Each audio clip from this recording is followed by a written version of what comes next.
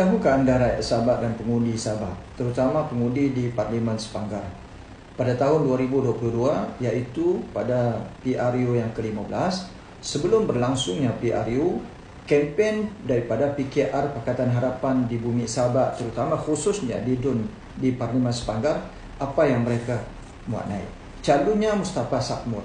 Mereka banner sebesar-besar papan tanda dan tertulis tertera gambar dan tulisan Sepanggar tiada air, tanda soal, Pakatan Harapan PH ada solusi. Bermaksud Pakatan Harapan ada jalan penyelesaian untuk memastikan air, terutama di Parlimen Sepanggar konon adalah. Jadi undilah Pakatan Harapan, undilah PKR. Ini pada tahun 2022 PRU yang ke-15. Nah, apa sekarang berlaku? Kenyataan terbaru daripada Mustafa Sakhmur, dia sudah menjadi MP Sepanggar hari ini. Semasa mereka dalam kempen, belum ada jawatan, belum ada kuasa, mereka cakap macam-macam, merayu dan juga cuba untuk mempengaruhi rakyat untuk mengundi dan memenangkan mereka. Hari ini sudah 3 tahun Kerajaan Madani PKR Pakatan Harapan sebagai penerajuk dan MP Sepanggar daripada PKR juga. Namun masalah air di UMS sendiri tidak dapat diselesaikan sampai hari ini.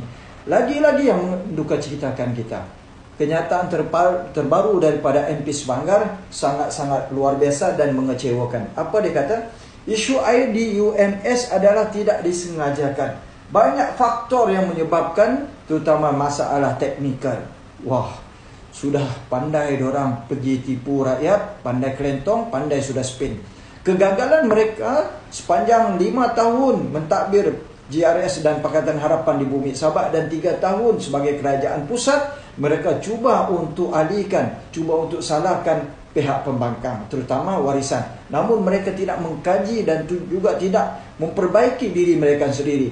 Malahan yang kita nampak hari ini, alasan demi alasan mereka berikan, kononnya supaya rakyat percaya kepada mereka. Namun pada hari ini jelaslah pada mata kita, jelas pada pendengaran kita, jelas dalam hati kita bahawa Pakatan Harapan PKR untuk Sepanggar pun gagal, untuk seluruh Sabah pun gagal dan untuk seluruh negara pun gagal.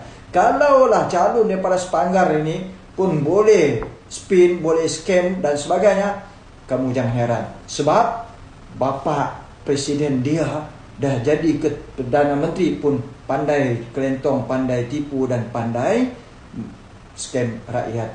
Lain dijanji, lain yang diorang buat. Ini yang kita nampak 3 tahun pemerintahan Madani. Ayo rakyat Sabah, untuk kita pastikan bahawa kita tidak dibohongi, tidak ditipu dan tidak dipermainkan lagi. Ini masa dia. Kita hantar bantahan jelas daripada rakyat Sabah melalui kertas undi, di peti undi. Kita jangan undi GRS plus Pakatan Harapan. Kita jangan menangkan mereka di Sabah. Kerana apa?